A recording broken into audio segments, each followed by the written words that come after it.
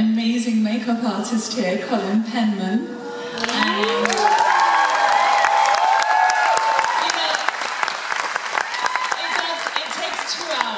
It takes 2 hours, which sounds like a lot if you've never been in a makeup chair, but actually, some ladies take almost as long just to get ready for a red carpet. So Colin's amazing. He's really got the time down to 2 hours. And also, you know, people are like, oh my God, 2 hours, it sounds awful. I think it takes you a bit longer. Does it take you longer than 2 hours? No, about that.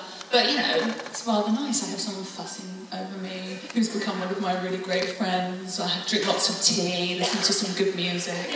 I'm quite disappointed when I have to get out of the makeup chair. So, but yeah, it goes on slowly, the transformation is gradual, and I always say that it's at the end of the day when I'm kind of, you know, I'm done really. I want to get home and have a hot bath and watch some telly, and I take it all off really, really quickly, and that's when the shock really happens for me, and I see this boring brown-eyed girl blinking back.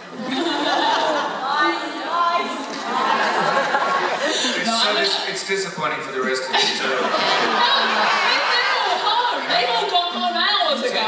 Jamie takes it all off and we go, oh. Jamie.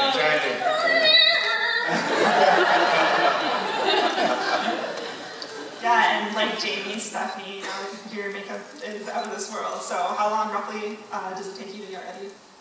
Well, this isn't actually my forehead. The other one's my real forehead. I do feel like that at the moment. But yeah, it takes about the same, I think, roughly. Tell them about how it comes off. It's very glamorous. They laugh, but yeah, I do look at the most glamorous at the end of the day. Not. I walked into the makeup chair the other day, and she's literally just like ripping it off her face. Like, it just comes right off.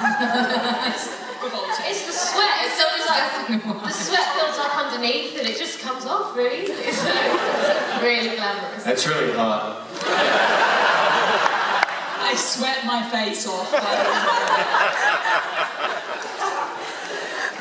And Stephanie, your character is kind of bound to be a badass, you know, take down a lot of bad guys alongside Tommy and Nolan, so I've got to ask, what was it like to kick Alec Tar in the face, or sorry, little Deja Tar in the face? Really satisfying. Yeah.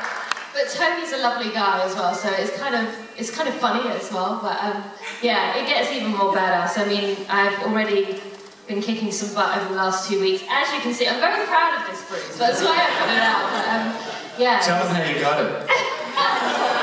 I can't, I wish I could. It's not as badass as I'm making it sound. But yeah, no, it's yeah, there's a lot of kicking butt in this season from a lot of people, so yeah, you'll see a lot more of that.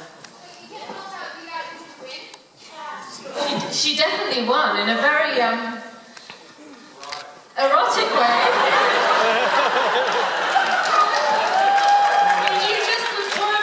You probably want to know who the other person who may or may not have got a bruise is. Yeah, there are a lot of ways to win a fight.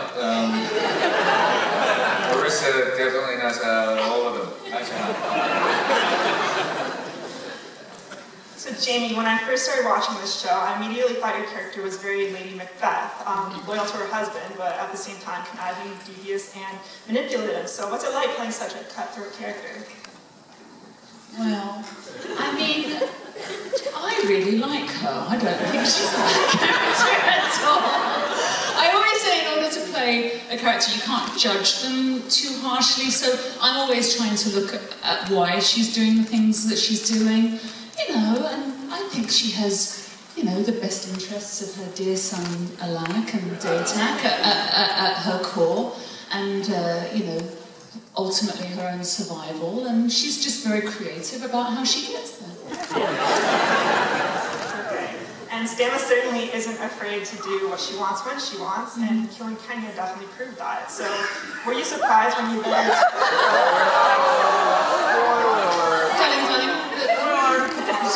Sorry. Rephrase that. Were you surprised when you read what happened in the script? Not really. I thought she had it coming to her. I mean, you know, she was just getting in the way, wasn't she? Do you think she's really dead?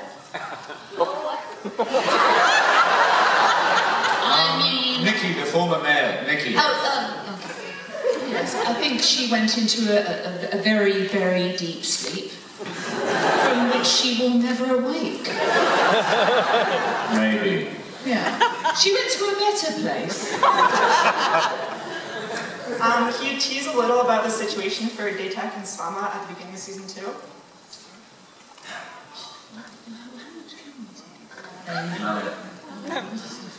Flirt with them a little.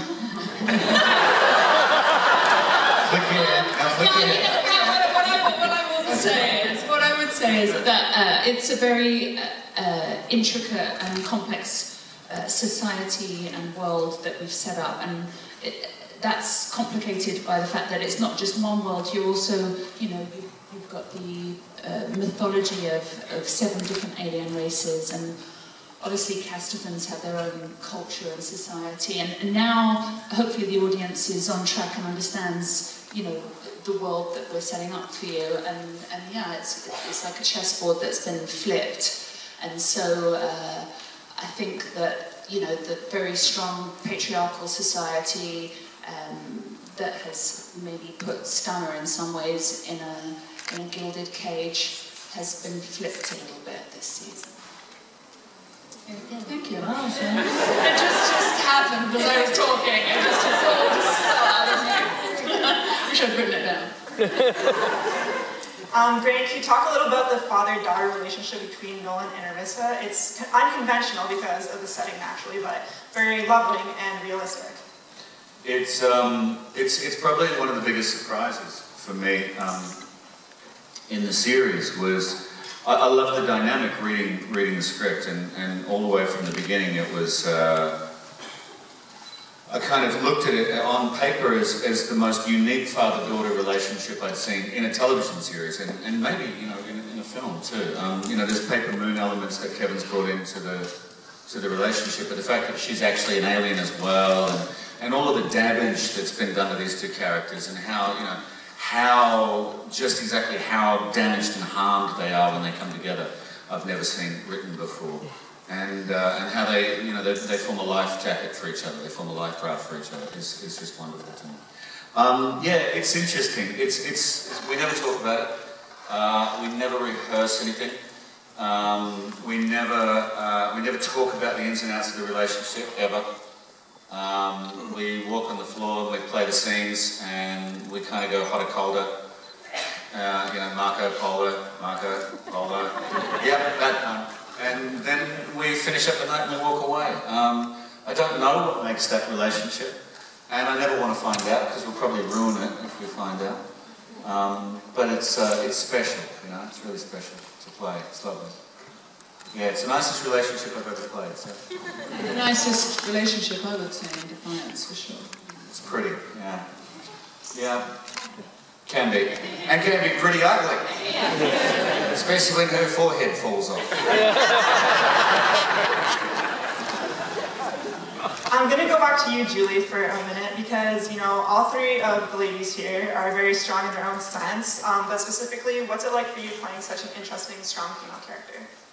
That's what attracted me to the show in the first place. I loved how all the female characters were very complex women. You don't have your typical mother, wife, victim role in the show. And you know, as an actress, you know, I've been doing this for almost 30 years now, and the older you get, yeah. Did you start in the womb? She was I made money then. I paid him to say that. But no, the older you get as an actress, unfortunately, the less interesting the roles come. And for me, when I was sent this script, I really loved Amanda and the fact that she was a woman of power and struggling within her power, but she was a woman of power, and that she was as complex as she was, because too many times you get scripts and it's like the girlfriend of the cop or the wife of the cop, or you know, and those can be interesting characters, but you're usually kind of secondary as far as the action goes. I love playing a badass kid. I guess that's what I like to do, and I love having a cast of women that can all kick ass in their own ways. Oh, and just a little spoiler for season 2. This one was in the backlot last week. I was with her, and she was doing the biggest stunt scene you've ever seen indoors, and kicking butt. She was fantastic. I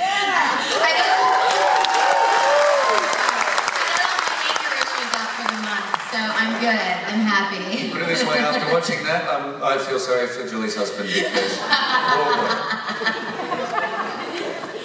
There's a Sukar up here. There's a Rathian up Oh my God, we do have a Sukar.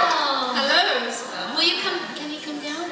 Can we see him up close? Can he come down? Come down. I love Sukar. I have a thing for Sukar. Yeah, so while they're coming down, This happens every con, don't it? Yeah, I'm excited.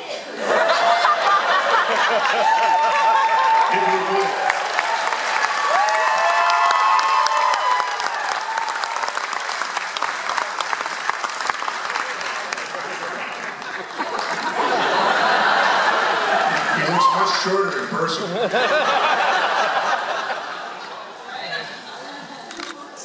You're actually a lot easier to fight than the other Sukar. But yeah. You don't see anybody dressing up like Rafe McCauley at these things. What you gotta do is dig a hole in the ground and roll around in the dirt for an hour or two, and then you're Rafe McCauley. so we've seen Tommy grow to have real emotions and physically get involved with Larissa. And we saw him get emotional just at the thought of her leaving Defiance. So how's he going to take the news that she's missing? Sorry, the second half? How's he going to take the news that Larissa's missing? One more time, sorry. We can't really hear down here. Mumble The clear. Canadian accent. I mean, it's impossible to articulate. The news that Arissa's missing. You know, I don't think he's gonna be happy about it. That's one thing, but no, definitely he took it pretty badly, I would think, because he was really invested in this relationship in the first season, and then he had to adjust to her just disappearing and not coming back for a period of time. So it's going to be interesting to watch the first couple of episodes and how they interact, and if they can reconcile or not. What did you do over there? He's always doing stuff. He's always doing stuff behind my back. I can never prank him.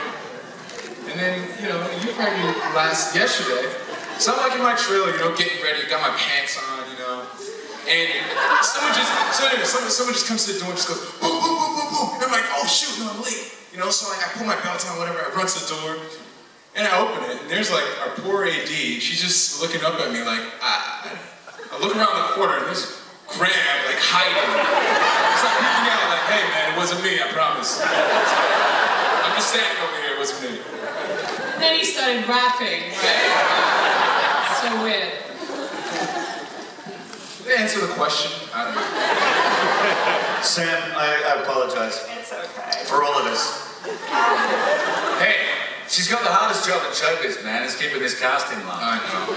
Thank you. So, if Larissa does manage to survive this, do you think the two have a shot at getting together for real romantically? Let's hope so. Right? What do you guys think? Let's hope so. I think they have a shot. But it's going to be really tough, though. The second season. You better do the right thing by her.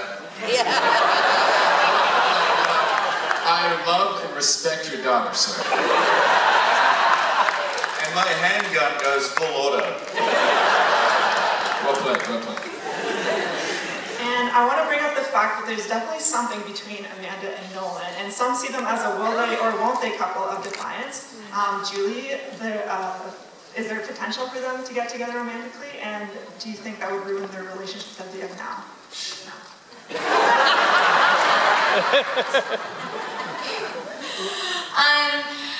I think that's part of the fun of the show is when you watch, you kind of want them to be together and you hope that they will, but there's always an obstacle. There was a big obstacle season 1. My sister. Don't worry, honey, I took care of that.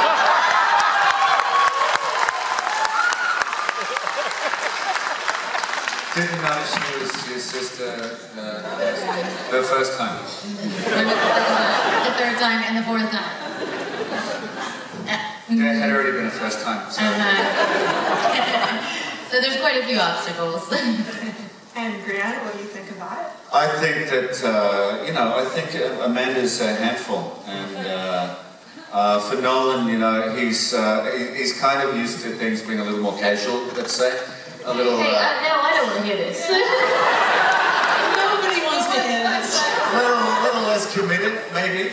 And I think that Julie, Amanda.